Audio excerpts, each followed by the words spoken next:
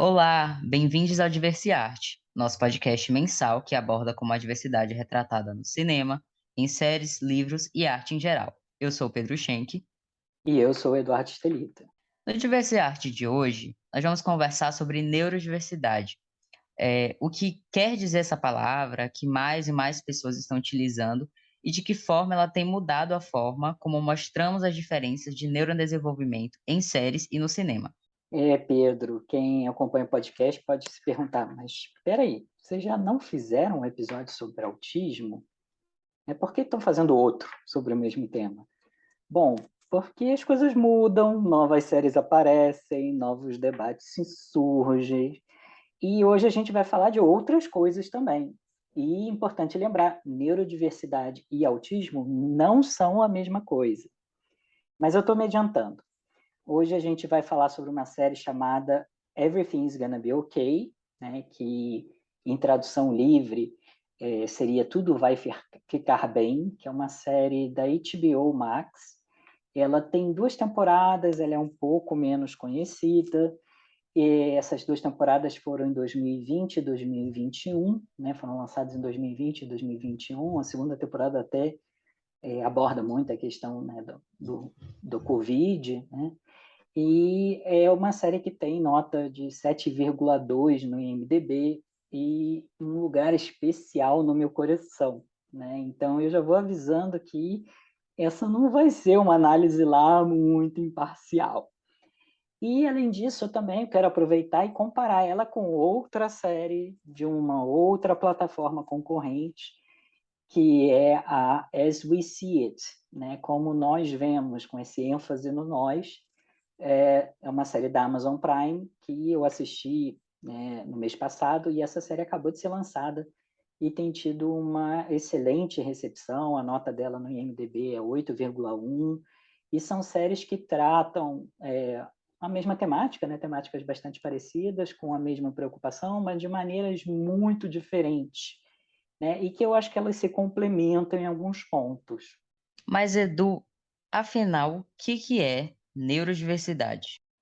Pedro, né, antes da gente falar de série, é melhor a gente dar uns passos atrás, né?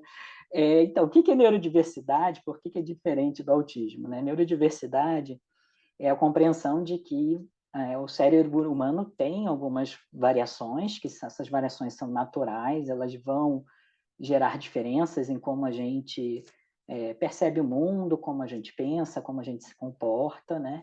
E todos nós, né, todas as pessoas têm variações neurocognitivas, têm talentos, né, tem áreas de talentos, tem áreas de dificuldade. Quando a gente está falando, né, mais especificamente, né, de pessoas consideradas neurodivergentes, neurodiversas ou neuroatípicas, são pessoas que, em comparação ao resto da população, encontram muita facilidade, né, para realizar algumas tarefas, e outras tarefas são muito mais difíceis, não? Às vezes quase impossíveis para as pessoas neurodivergentes realizar, né? Então, a neurodiversidade, hoje, ele surge como um conceito que é parecido com esse conceito de biodiversidade, é algo que é percebido como uma outra dimensão de diversidade a ser respeitada como qualquer outra, né? Como raça, etnia, como gênero, como orientação afetiva sexual, né? Entendida, né, que a partir dessa diversidade que a gente tem na natureza é algo positivo, né? Então ela não é uma doença, ela não é algo que deva ser curado, que possa ser curado.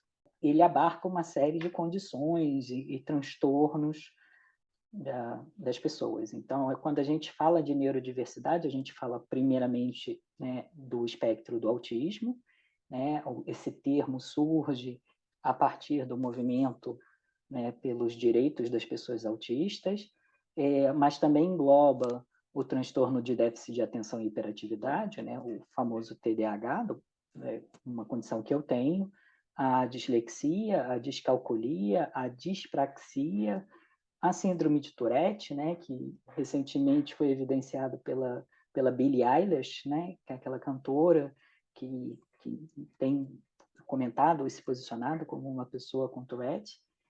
altas habilidades e superdotação, sinestesia e também uma nova condição descoberta há uns 5 anos atrás, chamada afantasia. Muito interessante essa. É um assunto que a gente não troca muito com as pessoas, né? É de grande importância a gente saber a definição das coisas para que a gente não confunda, né? Acho que muita gente não sabe as condições, né, do neurodesenvolvimento, que compõe a neurodiversidade e tudo mais. Mas eu queria saber agora quantas pessoas são neurodivergentes?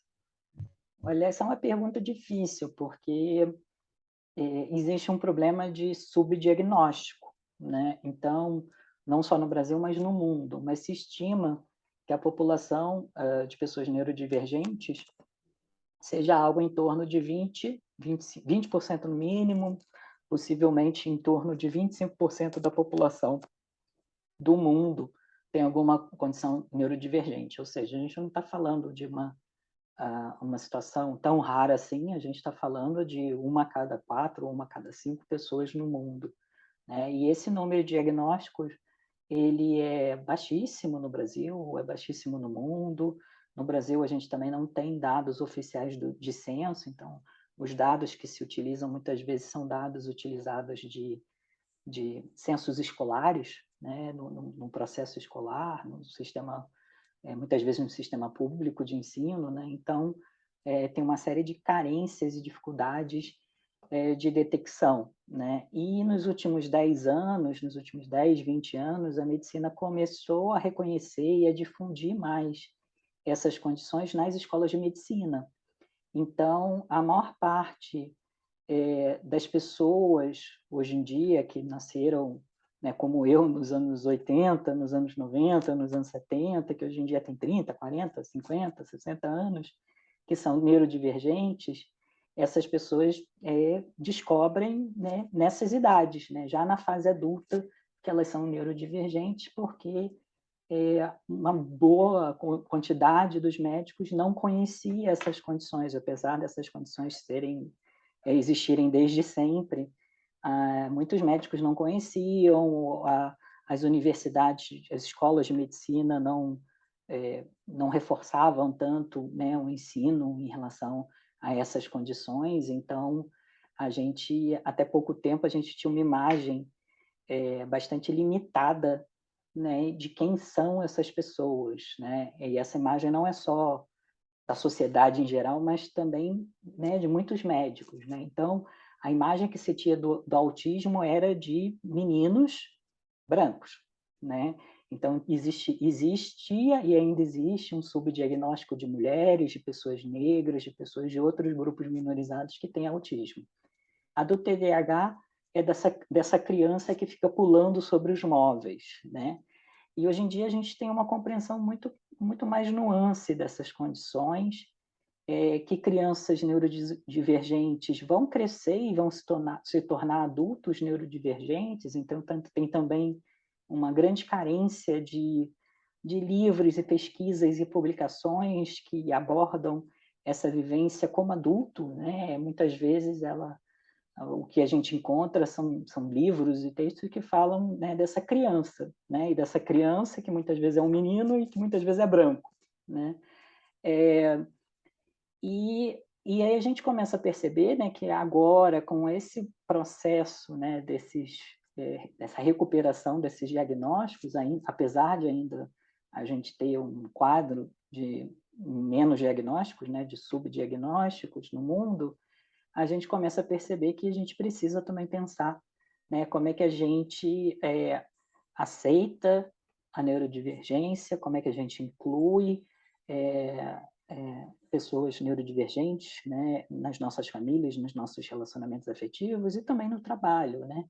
E daí que vem essa ideia de se falar e de celebrar o orgulho autista, que teve um dia especial agora no fim do mês de junho, próximo do dia do orgulho LGBTQIA+, o dia, né, da conscientização do TDAH, que foi agora no início do mês de julho, na metade do mês de julho, né? Então, é importante a gente, né, celebrar tanto esse orgulho de quem a gente é e das características neurodivergentes que a gente tem, e também promover uma maior conscientização sobre essas condições na sociedade, porque ainda tem muita informação errada sendo veiculada por aí. Com certeza, muita informação errada. Por isso que a gente precisa estar sempre, né? Eu hoje, né, como aqui, pessoa que estou aprendendo muito também sobre, né, é importante que todo mundo entenda e aprenda. Mas, Edu, como foi para você, assim, pessoalmente, receber esse diagnóstico, né, de TDAH depois de adulto? Mudou alguma coisa? Como foi para você a sua reação e sua percepção, principalmente? Olha, isso é muito engraçado, né? Porque quando eu entrevistei o William Shimura, né, no outro episódio, já tem um pouquinho mais, acho que tem 1 ano e meio, mais ou menos, que a gente gravou. Nesse episódio eu faço essa pergunta, né, sobre a relevância do diagnóstico na vida adulta, se faz sentido, se não faz sentido, né? E na época, né, eu não sabia, eu desconfiava, né, que eu tinha alguma neurodivergência, mas eu não sabia, né? E eu posso falar um pouco da minha experiência, né? É muito difícil quando a gente fala de neurodivergência, dessas condições, a gente está falando de espectros, né? Espectros de características que são marcantes em algumas pessoas e que não são nem presentes nem marcantes em outras. A gente está falando de graus de intensidade e graus de necessidade de apoio diferentes, né? De acordo com a severidade da condição. E eu só posso contar da minha experiência, mas eu li muitos relatos parecidos com a minha experiência. Então, de uma certa forma, eu acho que a gente pode, né, encontrar alguns pontos em comuns nessa experiência. Eu acho que aí ela é muito individual, é um processo muito individual, mas a sensação, né, pensando assim em memes, né, a sensação é daquele meme do cara que está com a cabeça explodindo, sabe? Faz pum! E essa sensação interna, né? De tipo, seu olhar sobre toda a sua experiência de vida muda completamente, né? Você ressignifica muitas experiências que você teve. Mas a experiência de falar para as outras pessoas é um pouco como o meme do Willy Wonka, né? Do cara assim, sentado olhando para você com aquela cara de tá, me conta mais sobre isso e pouquíssimo interessado, né? Porque as pessoas conhecem pouco sobre essas condições, não entendem o que é essa vivência, essa descoberta mais tarde da vida, ou elas também não se importam tanto com isso, né? Para elas não mudou nada, né? Para elas você continua sendo você, né? Mas para você começa a mudar uma série de interpretações de experiências que você teve, né? Então, no meu caso, quando você recebe o diagnóstico, né, eu recebi aos 40 anos, ele vem depois de uma vida inteira, né, sendo rotulado de uma série de coisas, né, de julgamentos das outras pessoas, alguns desses julgamentos você absorve para você, que, né, vai fazendo parte da sua autoestima, da sua autodefinição, né, e que variam, né, dependendo da sua condição, mas são adjetivos que não são muito, como é que eu diria, muito positivos, né? Muito construtivos. Então, você é rotulado de difícil, estranho, excêntrico, preguiçoso, desajeitado, mal educado, intolerante, exagerado, dramático, sensível demais, burro, no mundo da lua. Então, tem uma série, dependendo da sua condição, tem uma série de adjetivos que você vai ouvindo ao longo da vida e você vai se convencendo, né, de que você realmente tem esses rótulos, né, que esses rótulos fazem parte da sua personalidade, né, no sentido de tipo você é assim, né? E aí quando você faz parte, além disso, de um outro grupo minorizado, né? No meu caso, né? Eu sou gay. Você interpreta muitas vivências, muitas experiências sobre essa lente. Então, por exemplo, né, num contexto de ambiente de trabalho, aí você ouve, essa pessoa não quer trabalhar com você. E aí você pode atrelar aquela experiência. É porque aquela pessoa é homofóbica. E não porque, por essa outro prisma, por essa outra lente, essa pessoa tem dificuldade para lidar com o meu jeito de trabalhar, com o meu jeito de ser, né? Então, quando você recebe esse diagnóstico, você repassa o filme da sua vida e começa a colocar muitas coisas no lugar, né? Algumas experiências de exclusão, de discriminação, elas passam a ser entendidas como, né, outro tipo de discriminação, outro tipo de experiência, né? E algumas culpas e vergonhas que você carrega porque você não consegue fazer algo tão bem ou tão rápido como a maior parte das pessoas, elas começam a ter uma explicação, elas começam a ter nomes, né? O diagnóstico ele não vem só com o nome do diagnóstico, né? Você começa a conhecer outras condições associadas a esse diagnóstico, né? Outros fenômenos, né? Então tem, por exemplo, é, dificuldade do processamento auditivo, né? Que é uma coisa que eu tenho, né? E que às vezes as pessoas falam comigo, eu ouço, mas eu não absorvo. E aí, quando eu era criança, eu me lembro que eu cheguei até a ir a um otorrino, é otorrino? Acho que é otorrino especialista, né? Fiz um Isso, teste eu de tô rindo. audição, né? E aí o teste de audição deu, você tem uma boa audição, mas espera aí, eu ouço às vezes e outras vezes eu não ouço, porque eu estou na minha cabeça, né? Então, isso é muito, esse processo, né, de você receber o diagnóstico é só um papel, né? Mas o que vem depois desse diagnóstico é você começar a procurar sobre a condição e começar a descobrir que você tem algumas experiências e coisas que você sempre se achou que não, é porque eu não quero, é porque eu não sou motivado o suficiente. A gente vive no mundo da motivação, né? Eu não sou motivado o suficiente, e aí você, né, muitas vezes você se culpa, você carrega uma série de estigmas, né? De uma série de culpas, né, de vergonhas, e que depois você descobre, não, na verdade é só o meu cérebro funciona diferente, né? Então, só para dar um outro exemplo, além dessa dificuldade, né, de processamento da audição, eu leio ridiculamente devagar, né? Então, se o texto for denso, às vezes eu vou precisar reler o mesmo parágrafo 20 vezes, porque no meio do parágrafo eu acabo perdendo o fio da meada. E eu vi pessoas em volta de mim, né? O meu esposo pega um livro e ele lê o livro numa tarde. Quando eu estava fazendo mestrado, às vezes eu conseguia ler 2 artigos em um dia, era o máximo que eu conseguia fazer, né? Então, obviamente, isso vai gerando uma sensação de que eu não sou suficiente, eu preciso ser melhor, né? Por outro lado, né, essas condições elas são associadas a alguns funcionamentos que, por serem fora do padrão, né, às vezes as pessoas têm pouca compreensão por que é difícil para você, se não é difícil para elas. Em compensação, tem uma série de outras coisas que você vivencia que são, como é que eu diria, que é só você que enxerga, só você que vê. E isso traz também, às vezes, uma sensação de solidão, né? Então, já aconteceu comigo, né?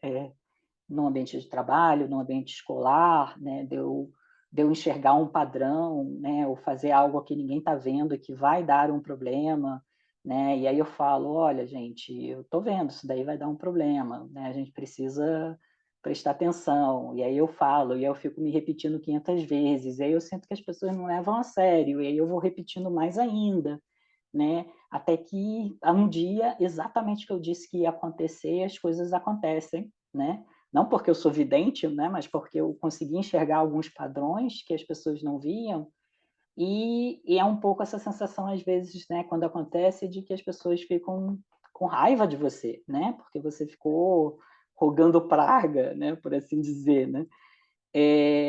Então, quando você é uma pessoa neurodiversa, esse tipo de situação começa a acontecer com mais frequência, né? É, uma outra condição, né, uma outra característica, né, do TDAH, mas também pessoas com autismo também podem ter, é o chamado hiperfoco. Então, o que é o hiperfoco, né? Aliás, o TDAH é definido, né? Déficit de atenção não é um déficit de atenção, é uma desregulagem da atenção, né? E eu me lembro que há alguns anos atrás, provavelmente mais de 10 anos atrás, eu li um livro de psicologia sobre essa experiência de fluxo, né? Quando você está super imerso em algo, o tempo se dilata, você não fica mais preocupado com a autocensura, você está performando o seu melhor. Então, para quem viu, né, o filme Whiplash, é aquela cena final, né, do baterista, né?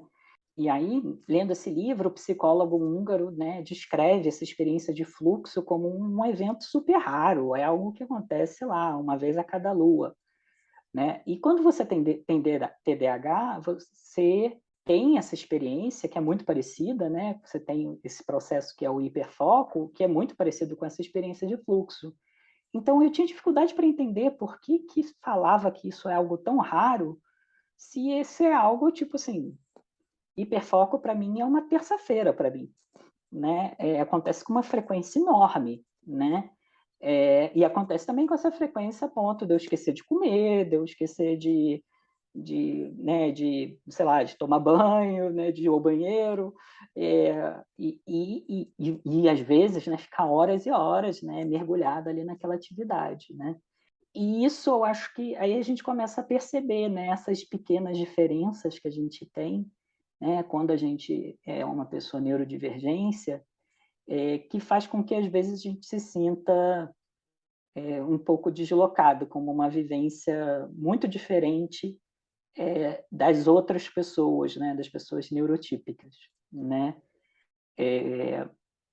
E obviamente, né, esse hiperfoco, como eu disse, ele não necessariamente ele é só flores. Às vezes ele é ruim, porque às vezes eu quero começar uma atividade, eu quero parar aquela atividade, fazer uma outra, e aí quando eu vejo, já se passaram 6 horas e eu ainda estou trabalhando naquela atividade, né? E ele pode levar a você ficar remoendo muitas vezes o mesmo pensamento, né? E aí isso gera ansiedade, isso gera insônia. Eu, desde criança, eu sofria com insônia e tenho problema com insônia até hoje, né? Então, também podem ter uma série de situações, né, desagradáveis associadas a essas vantagens, né? Mas o ponto, independentemente da gente colocar essa etiqueta, é uma vantagem, é um transtorno, é uma disfunção, que é algo inerente do funcionamento do nosso cérebro. A gente não consegue simplesmente deixar de ser dessa forma. O máximo que a gente consegue fazer é mascarar. Esse mascarar vem ao custo da nossa autoestima, vem ao custo da nossa energia, da gente chegar no fim do dia e estar exausto, né? Então, hoje em dia, esse movimento da neurodiversidade vem também propor, né, um ambiente em que as pessoas possam ser quem elas são e que pequenas acomodações sejam feitas na vida, na família e também no ambiente de trabalho, para que essas pessoas fiquem confortáveis, que elas não tenham que ficar constantemente se adequando ao ambiente com uma série de custos pessoais. Muito interessante como quando a gente, né, imagino que quando você descobriu isso parece que abriu um novo mundo para você, né? Eu acho que fica mais fácil de você lidar com certas coisas que você se passava e você se perguntava, né, o porquê. A gente sempre tem o costume de se comparar muito com as outras pessoas. E Uhum. aí eu acredito que o fato de você ter tido esse diagnóstico, que eu acho que pelo contrário de que muita gente deve pensar, tipo, ai meu Deus, esse diagnóstico tenho isso e isso vai ser um problema. Não, na verdade vira uma solução, né? O diagnóstico clareia as coisas à sua frente. Você consegue pensar no seu passado e consegue. É como se fosse um quebra-cabeça que estava faltando umas peças, e aí, com o diagnóstico, eu acredito que tenha feito você conseguir completar esse quebra-cabeça, assim. Exato. E, sim, pode falar. Não, eu ia falar exatamente isso. Você entendeu muito bem essa experiência. É isso, quem tá desse lado, né? Quem tá desse lado desse lado que eu falo, é aprendendo todo dia, né? Tantas coisas que a gente ainda vai descobrir que o ser humano, ele é complexo, a gente descobre coisas que a gente tem, que a gente nem sabia que existia, né? Acredito que muita gente passa por questões e se pergunta, né? O que que eu tenho, por que que eu sou assim? E o diagnóstico, ele não é para ser uma coisa negativa, né? Ele é para ser uma coisa que agora você sabe como o porquê, né? Essa Uhum. interrogação que estava na sua cabeça durante a sua vida inteira, né? Como você falou, eu pensava que no trabalho, às vezes questão de homofobia, e não era bem isso, era outra coisa, né? Abre, amplia a mente. Isso é muito legal, na verdade. Isso é muito bom. Agora, eu acho que a gente. Quer falar alguma coisa? Não, eu ia falar, eu não sei, talvez seja um pouco parecido com a sua experiência, né, de se identificar como uma pessoa trans. Imagina, né, você, né, crescer e não ter essa palavra, não ter esse Exato, conceito, exatamente. né? E aí quando você entende, Exatamente. olha, existe essa palavra, existe esse conceito, existe essa experiência, aí você consegue conectar com o que acontece com você, né? Você se sente menos deslocado. E eu acho que é libertador, Pedro, porque a partir do momento que você começa a conhecer e a pesquisar, eu, por exemplo, eu sabia zero de TDAH, né? Há 6 meses atrás, né? Eu sabia muito pouco. E aí você começa a entender um pouco, né, do que você precisa, quais são as suas necessidades, o que é importante para você funcionar melhor, né? Respeitar melhor o seu corpo, o seu tempo, a sua forma de ser, né? Então, é também algo da ordem do autocuidado, sabe? De você poder identificar, olha, esse tipo de trabalho, esse tipo de atuação, né? Eu entendo que eu tenho mais dificuldade com isso e que eu vou precisar, né, fazer isso menos vezes, ou fazer isso mais espaçado, ou começar o meu dia fazendo isso, porque no fim do dia eu não vou ter energia. Então, uma série de coisas você vai descobrindo sobre você quando você tem esse diagnóstico e que você vai adaptando. Então, eu acho que isso é que é muito bacana, né, nessa experiência. Muda muita coisa, né? Como eu disse, muda muita coisa. Em compensação, para as outras pessoas que sempre te conheceram, não muda nada, né? Você continua sendo você, Uhum, né? isso. É porque essas experiências, né, como você falou, a gente sempre vai relacionar com alguma coisa que a gente passou, né? Você falou da questão de transicionar e tudo mais. Depois que você descobre, depois que você entende, depois que você conhece essas palavras que finalmente te dão uma luz, né? Tipo, eu me sinto dessa forma, eu tenho isso, eu tenho aquilo, mas eu não sei o que que é isso. Então, depois que você entende, você se entende, e aí você até passa a se ver como é que eu posso falar? Ter um carinho maior por você mesmo, né? Uhum, Porque você sabe das suas limitações, sabe das suas questões, e a gente não tem que ficar se culpando, sei lá, se acontece alguma situação que alguém te trata mal, alguma questão. Você sabe que não é culpa sua, sabe? Eu uhum, acho que é também a gente se culpar menos, se ver com mais carinho, se colocar na situação e pensar, né, que as coisas vão acontecer, às vezes você não vai ter uma experiência boa com todas as pessoas, nem todo mundo vai entender, nem todo mundo vai querer entender, né? As uhum. pessoas olham muito para si, então é realmente se olhar com mais carinho. Mas assim, agora a gente que a gente já explicou, né, que você já explicou muito bem explicado sobre esse tema, né, sobre definições e tudo mais, e sobre a sua experiência pessoal também. A gente vai falar um pouquinho agora das séries, né, que a gente selecionou que tem Uhum, essa temática. E aí, o que que essas séries, primeiramente, têm de novo? E o que uhum. que é tão diferente, né, das que vieram antes? Olha, eu acho que a grande diferença é essa questão da representatividade, né? De você ter atores, produtores, roteiristas, diretores, que são pessoas neurodivergentes ou que são pais de pessoas neurodivergentes, né? Então, essas séries elas têm sido acompanhadas também por roteiristas, acompanhados por consultores neurodivergentes, e tem também um lado que é uma experiência, né, um pouco né, parecido com o debate em torno do transfake, né, de você também dar oportunidade, né, para atores e atrizes, né, e profissionais neurodivergentes para interpretar esses papéis. Porque a verdade é, quando você não tem o cérebro neurodivergente, você nunca vai entender completamente como ele funciona. E o inverso também é verdade, né? Quando você é uma pessoa neuroatípica, neurodivergente, você nunca vai entender completamente como é o cérebro, né? E o funcionamento, e como aquela pessoa neurotípica processa a sociedade, né? Então, existe realmente, são experiências muito diferentes, né? E aí eu acho que um marco que mudou e que eu acho que no audiovisual, que foi um marco que realmente começou a mostrar que a gente precisava, né, mudar esse debate, foi esse filme recente da Cia, né? Adoro como cantora, mas fez um filme que foi um desastre, né? O tal do Music, né? Que faz o chamado creep face, né? Que é uma pessoa que finge que é uma pessoa, né?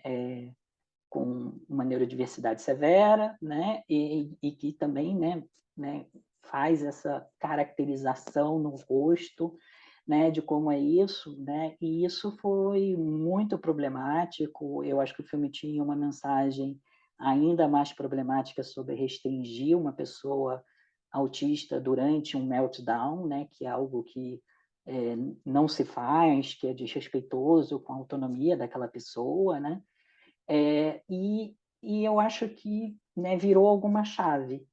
A gente já tinha uma representação nos desenhos infantis, nas séries infantis, né? Então, teve a da She-Ra, o Steven Universo, já tinham, né, novos esses desenhos recentes e outros desenhos para crianças pequenas, né?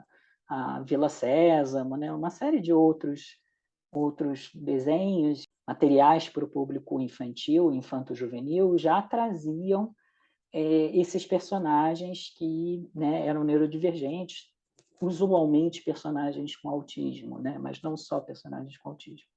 E aí, recentemente, a gente vê essas temáticas surgindo em outras séries, que são séries que têm aspectos legais, né? O Atypical, o Good Doctor, com atores que fazem um bom trabalho, né? Que realmente fizeram um bom trabalho, né? Mas que não são autistas, né?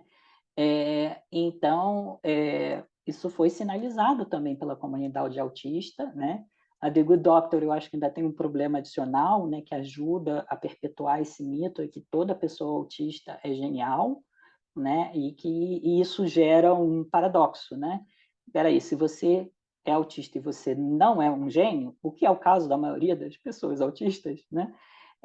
Você não tem valor para a sociedade. Então, você não pode trabalhar aqui nesse coisa. Só se você...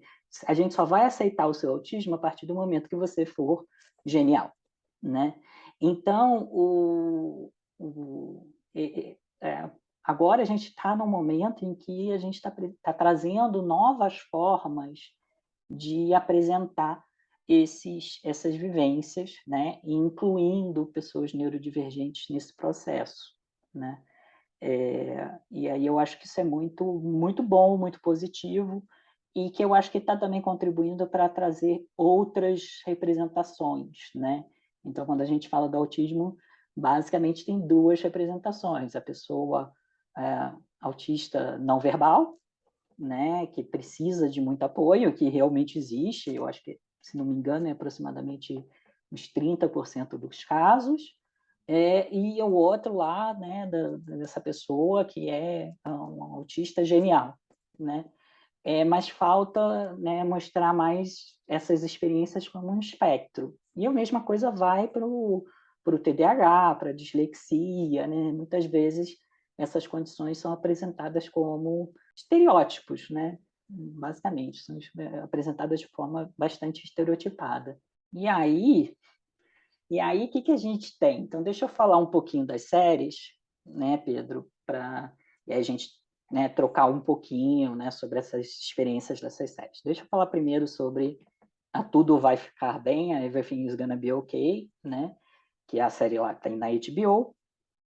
Ela é escrita, dirigida e estrelada pelo Josh Thomas, que é uma pessoa com TDAH e com altas habilidades, e que escreveu também uma série na Netflix, também uma série curtinha, com episódios curtinhos, chamada Please Like Me. Né? E aí, nessa série, na Tudo Vai Ficar Bem, basicamente a história é a seguinte: você tem 3 irmãos, né? Você tem o Nicholas, que é o personagem principal, interpretado por ele, que volta, né? Vai passar as férias na casa do seu pai, né? Com as suas meia-irmãs, né? Do segundo casamento. O Nicholas é um rapaz que deve ter uns 20 e poucos anos, uns 25, eu diria, e ele tem 2 irmãs. Ele tem a Genevieve, que tem 13 anos, e tem a Matilda, que tem 17 anos, que é uma pessoa autista e que é interpretada por uma atriz autista. Né? E, além disso, você tem o namorado do Nicholas, o Alex, que, ao longo da série, né, vai mostrando essa evolução aí da relação do Nicholas com o Alex. E, basicamente, a ideia do Tudo Vai Ficar Bem é a seguinte: no primeiro episódio, né, então não estou dando muito spoiler, no primeiro episódio o Nicholas está lá com os pais, com o pai, e aí o pai anuncia que ele vai morrer. Né? E a mãe das meninas já tinha falecido quando ela era menor, então as 2 meninas iam ficar órfãs. E aí ele se torna o tutor legal delas. Só que ele ainda é um crianção, né? Ele é um jovem de 25 anos, né? Com TDAH, o personagem dele tem TDAH, que é apresentado de uma forma muito sutil, né, na série, né? Depois que eu revi, que eu tinha percebido que ele é apresentado como um personagem com TDAH, e, e aí ele tem que, né, descobrir, né, como ser pai, né, das minhas irmãs dele. Né? E, além disso, a série traz outras vivências, outras representações do autismo. Né? Então, tem a Dreia, que é a namorada da Matilda, que fez até uma ponta na outra série e é uma consultora de autismo, né? E você tem o Jeremy também, que é um outro rapaz com autismo, né, na série. Né? E os 3 personagens são interpretados por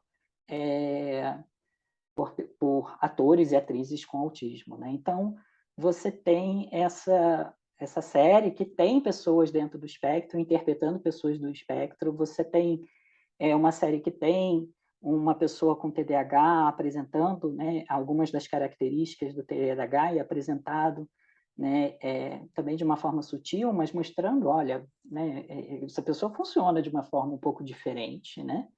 E, e eu acho que a série também ela tem um lado que é muito bacana, né, que ela atravessa o debate sobre, né, neurodiversidade com o debate de sexualidade. Né? Então, a família, em um momento, eles dizem: a gente é uma família que tem orgulho autista e que é sex positive, né? Que olha para as experiências sexuais, não de uma forma puritana, né?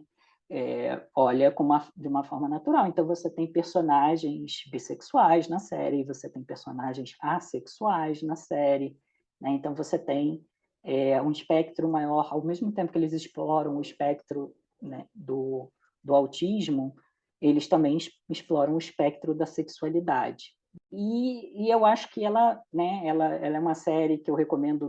De novo, são 20 episódios, né, bem curtinhos. Os episódios eu acho que são de 20 minutos, se não me engano. E no final ela realmente tem uma reviravolta muito interessante, né? Debatendo um pouco sobre, né, como é você construir relacionamentos, né? Como é que você você aceitar a outra pessoa do jeito que ela é no seu relacionamento, em vez dessas ideias que a gente tem de romance, né, de que eu tenho que fazer dar certo, ou eu tenho que melhorar a pessoa, ou eu tenho que mudar a outra pessoa. Então, ela se posiciona de uma forma bem bacana nesse sentido, né, da gente se respeitar e respeitar as outras pessoas como elas são, né? Obviamente, né, quando a gente está num relacionamento, a gente cresce junto, né, mas é diferente de querer mudar a outra pessoa. Especialmente quando a gente está falando de neurodiversidade, porque você não vai mudar a outra pessoa, né? Então, eu achei isso muito bacana da série. O que você achou? Qual foi a sua experiência, Pedro? Então, entre as duas, né, obviamente ela é minha favorita, não só por todos esses pontos positivos que você falou, mas porque eu gosto dessa. Primeiro, na verdade, me incomodou a lentidão da série, eu até comentei isso com você, né? Eu fiquei, meu Deus do céu, é muito dia a dia mesmo. Mas depois você vai se acostumando e a forma como os temas são tratados, por ser essa questão do dia a dia, acho que fica até mais fácil de você entender, e aí você vai, como é que eu posso dizer? Numa vivência junto com os personagens mesmo, sabe? Uhum, É de uma forma muito natural, como deve ser mesmo. Eu acho que é a melhor forma de você, principalmente tratar desses assuntos que nem todo mundo realmente sabe e tudo mais. É, né, que tem a questão que a gente já trocou uma ideia sobre isso, que tem é, a questão de se uma pessoa autista, né, vai transar com a outra pessoa, a pessoa tá bêbada, e aí se cria uma situação, tô dando spoiler, mas tem uma situação que se cria em relação a isso, e aí você mesmo assistindo, você se pergunta, né, tipo, o que que é errado e certo nessa situação, o que que você deveria fazer? E os uhum. próprios personagens também não têm essa resposta definida, né, mas para trazer o debate mesmo e você se questionar, você pensar, você refletir. Então, eu acho que o legal da série é que te faz refletir bastante, né? O que que eu faria se eu estivesse nessa situação? Se esse fosse o meu contexto, eh, de vida, familiar, tudo mais, como seria isso para mim, né? Porque, por exemplo, para mim é uma coisa totalmente fora da minha realidade. Uhum. Então, ela te coloca nessas situações, né? A série meio que faz essa liçãozinha, né? Te dá essa liçãozinha para você assistir. Depois você sempre fica muito reflexivo e pensa e ela atinge o objetivo que ela quer, assim. Então, eu particularmente gostei muito. Eu concordo com você, né? Eu achei esse episódio, a gente já até conversado sobre isso, né? Eu achei esse episódio muito bacana a forma como eles exploram, né? É um episódio em que a Matilda, né, que é a pessoa com autismo, ela vai para uma festa, ela bebe um pouquinho, ela não perde consciência, não fica louca, nada disso. Ela bebe um pouquinho, né? E ela quer ter como muitos adolescentes, né? Ela quer ter uma relação sexual com um rapaz da idade dela, né? E ela tem, e a relação ocorre bem, ninguém se arrepende, né? Ninguém vê como uma coisa ruim, né? Mas e aí ninguém que eu digo ela, nem o rapaz, né? Mas aí a gente coloca, né? A série te coloca essa dúvida, mas em relação, né, a essa pessoa vulnerável, essa pessoa tem a autonomia, uma pessoa com autismo tem autonomia para decidir, entender, né, os sinais sociais e as características sociais associadas a isso, né, essa questão, e se ela estava bêbada, se ela tinha bebido um pouco, não estava bêbada, mas se ela tinha bebido um pouco, como é que a gente lida, né? Então eu acho que eu acho que ela mostra essa, né, algumas questões que quando a gente está falando de pessoas neurotípicas, elas são mais aceitadas pela sociedade, né, digamos assim, né? E que quando, né, a gente está falando de pessoas neurodivergentes, traz esse debate, né? Mas o que realmente está acontecendo aí, né? E eu acho bacana isso, né? Eu acho bacana essa problematização sem moralismo. Eu acho que é esse um ponto aí que a série manda muito bem, especialmente em relação a outra série, a Como Nós Vemos, eu acho que ela faz isso, ela trabalha essa questão muito bem, né? De não te dar resposta, de te deixar com esse incômodo, né? Eu concordo com você também, né? Não é uma série, assim, é uma série que demora para crescer na gente, né? Da gente, ela não é uma série habitual, assim, no formato, né? Ela não é fechadinha, os episódios começam e aí tem uma mensagenzinha no final, né? E ela tem também, né? Eu acho que eu diria que seria um ponto negativo, é que é uma perspectiva, né? Branca e privilegiada, né? São pessoas ricas mesmo, que o dinheiro e o trabalho não parece ser uma preocupação em momento algum na série, né? Então lembra um pouco aquela crítica que muitas pessoas fazem a Friends, né? Quem são esses amigos que dividem um apartamento gigantesco em Nova York e nunca parecem que estão trabalhando, né? Então tem um pouco desse mundo assim real, assim, né? Ou real para algumas pessoas, né? Mas que não conecta com a realidade da maior parte das pessoas. A outra série, Como Nós Vemos, ela tem uma vantagem legal de mostrar um outro momento da vida, né? Então são três personagens com autismo mais intenso, né? De nível 2 ou de nível 3, de outra classe social, então são pessoas que precisam trabalhar também, né? E que são interpretados os três, né? Tanto Jack, a Violet, quanto o Harrison, né? Que são o nome dos personagens, são interpretados por três atores e atrizes autistas, né? E mostra essa experiência, né, de jovem adulto, né? A série gira bastante em torno da independência e da autonomia. Mas a minha percepção é que essa série ela tem essa vontade, né, de ser um pouco mais, tem essa intenção de ser um pouco mais normativa, de dizer, olha, isso não pode fazer, isso tem que ser assim, isso está errado, isso está certo, né? A trama, apesar da série se chamar Como Nós Vemos, a trama, os personagens principais é o irmão neurotípico e a cuidadora, né, a ajudante neurotípica, né? Então tem essa mensagem um pouco, a trama ela gira em torno desses personagens que estão nesse papel muitas vezes de salvador, né? E que esses personagens autistas são apresentados como um fardo, como pessoas que apresentam, né, desafios para a vida dessas pessoas, especialmente a do irmão, e que depois, assim, a série fecha bonitinho com uma mensagem, ai, mas eu aprendo muito com eles. Só que a gente não sabe, né? Em nenhum momento a série diz o que realmente você aprendeu com essas pessoas autistas, né? Eu acho que ela me passa um pouco essa sensação um pouco capacitista nesse sentido, né? O debate sobre a sexualidade, né, especialmente da personagem da Violet, ele é completamente diferente do debate como ele é apresentado da Matilda, né? A Violet, ela é um pouco retirada da sua autonomia pelo irmão, né? Que é controlador, que é normativo. A série, todos os personagens são heterossexuais, então você não tem essa diversidade de sexualidades, né?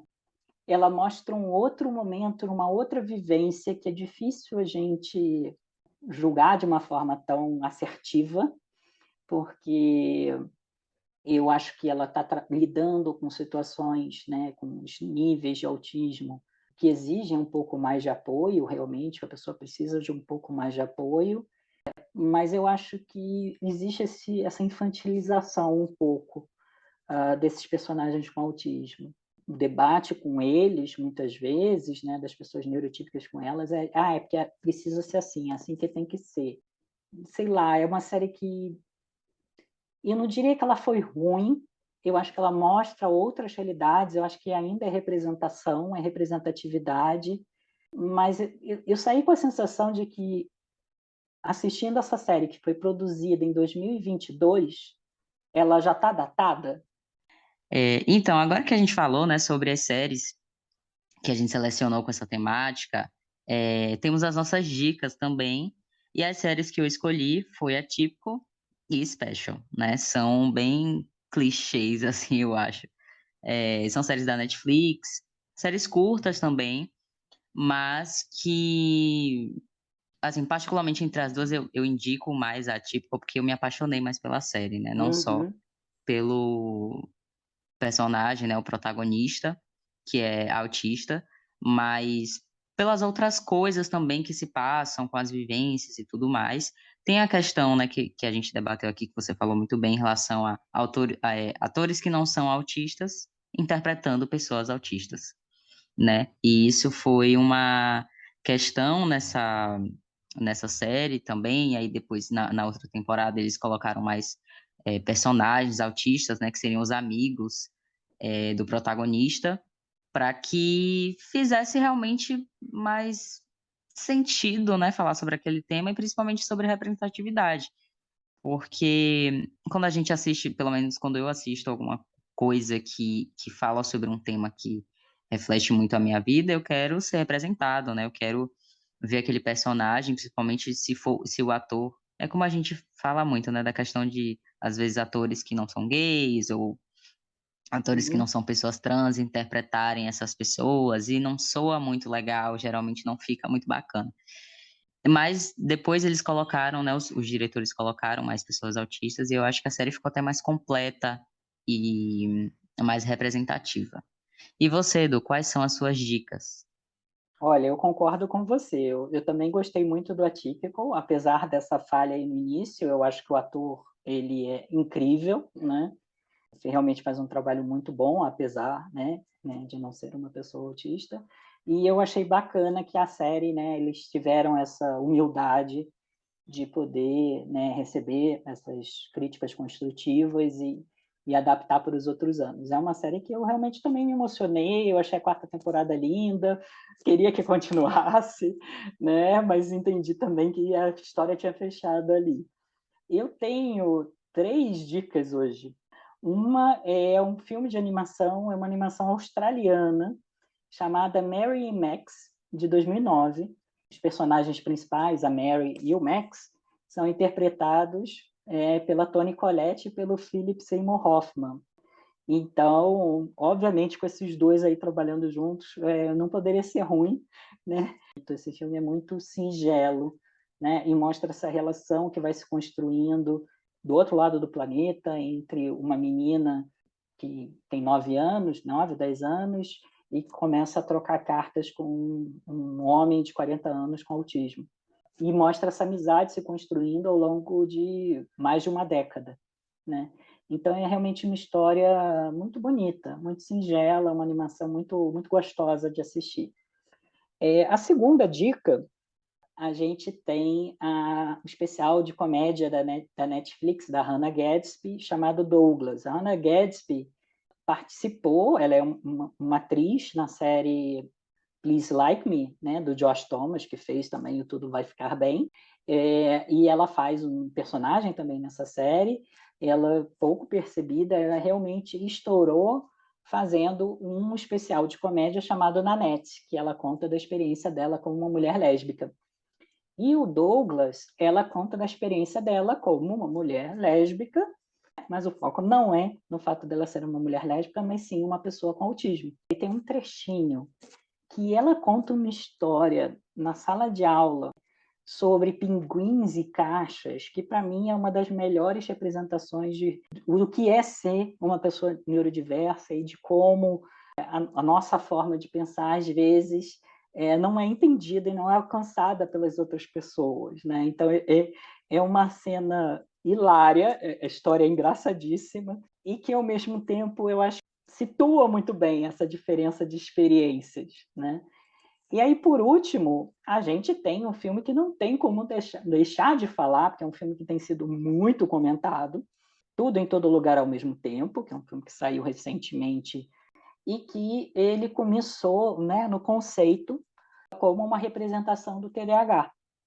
É um filme que mostra uma mulher de 50 anos que começa a descobrir, né, o metaverso. né, que descobre outras existências possíveis e mostra também como a atenção dela é fragmentada, como ela é jogada de uma vivência, de uma experiência, no desenvolvimento de uma competência para um outro desenvolvimento de outra competência, né, para uma outra experiência. E eu achei bacana. Eu não vi todas essas conexões todas com o TDAH quando eu assisti, mas eu acho que ele representa, sim, bem o TDAH. Hoje nós conversamos sobre neurodiversidade.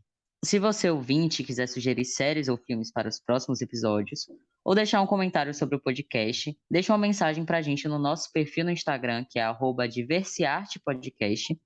Ou se você preferir, estamos também no Instagram com nossos perfis pessoais. O meu @pedroschenk e @edu.estelita, com 2 L's. Foi um prazer estar com vocês hoje. Obrigado por nos escutar e até o próximo episódio para mais uma conversa sobre diversidade e arte.